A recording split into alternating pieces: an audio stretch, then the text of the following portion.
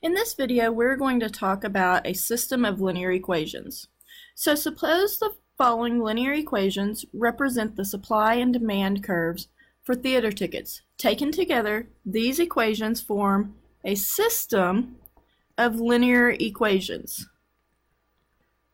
And if you notice, the equations themselves are linear because there's no x squared, y squared, that type of thing. So the supply curve, or supply line, is y equals 0.02x, which is this line right here.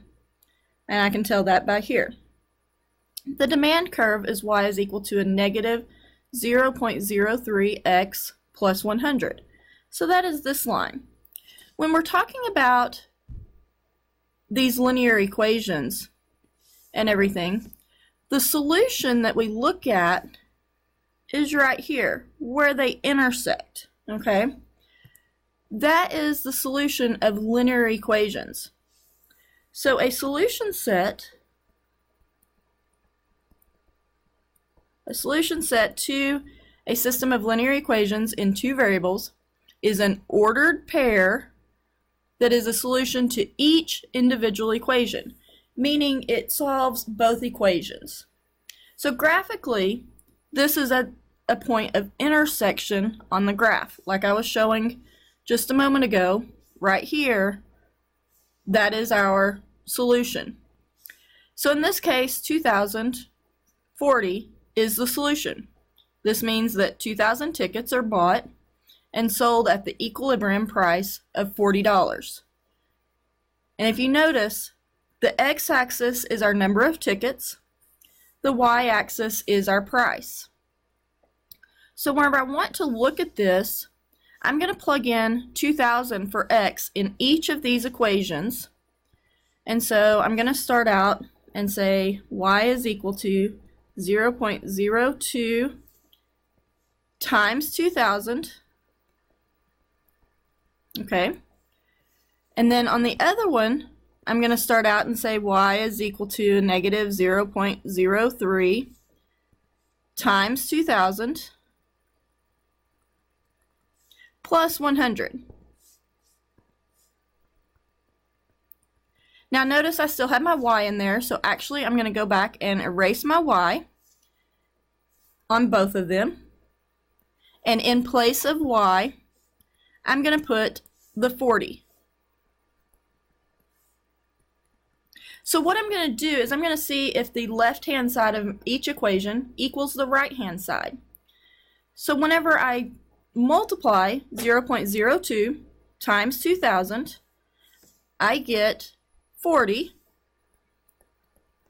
and that does equal my other 40 over here. Okay? So it works for this equation.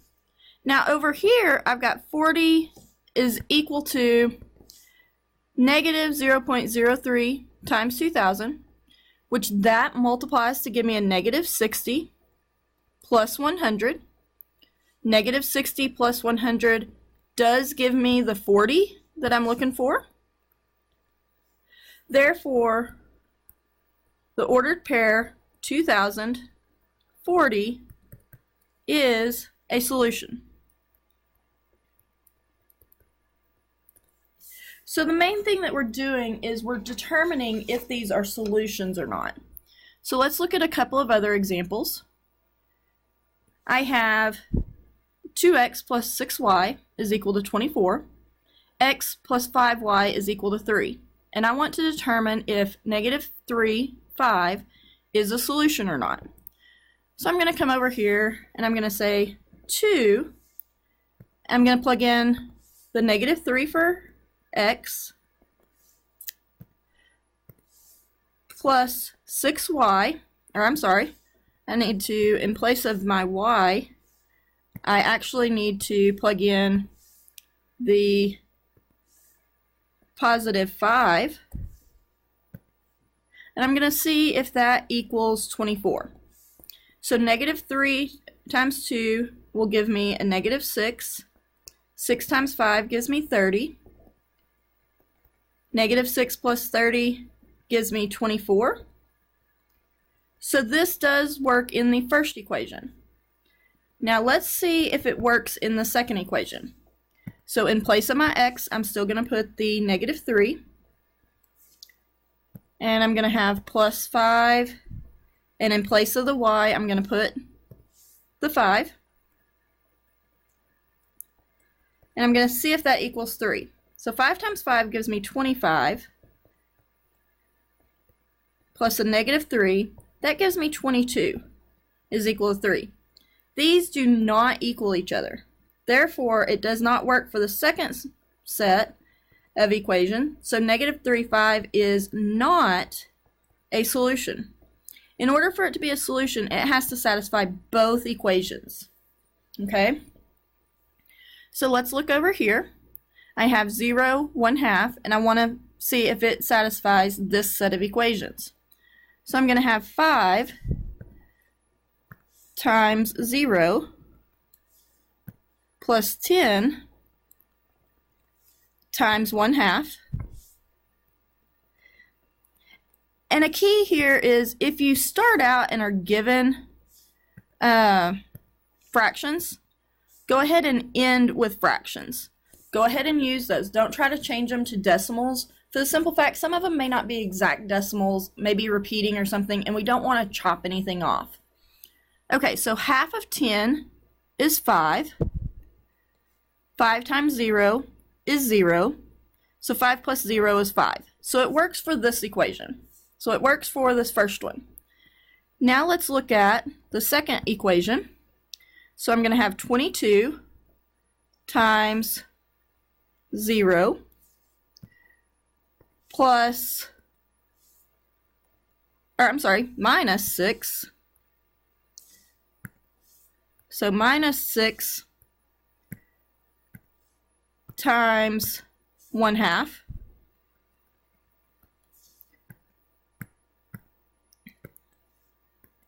And let's see here, that should equal a -3. So 22 times 0 is 0. -6 times 1/2 is a -3. So -3 equals a -3. It does work. So in this case, 0, 1/2 is a solution. So what you're doing is you're looking to see if the ordered pair that you receive satisfies both equations. If it does, then it's considered a solution. Some equations are going to have one solution, some are going to have no solution, some of them are going to have infinite solutions. So when you have one unique solution, that means it's a system of linear equations that represents intersecting lines. Just like on the previous one where we have the supply and demand, they intersected at one point, they have exactly one solution. Now sometimes there may be no solutions. When there are no solutions, it represents parallel lines. Because think about it, parallel lines, they never touch, and so they never intersect. And so they have no solution. So in such a case, we say that the system is inconsistent, meaning that we can't solve it for these. Another possibility is to have infinite solutions, meaning everywhere I go on the line, it's a solution. These systems of linear equations represent parallel lines.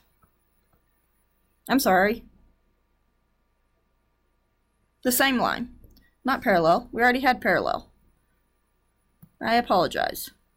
So these that have infinite solutions represent the same line, meaning they're laid on top of each other. All the points on the line are common and satisfy the equation.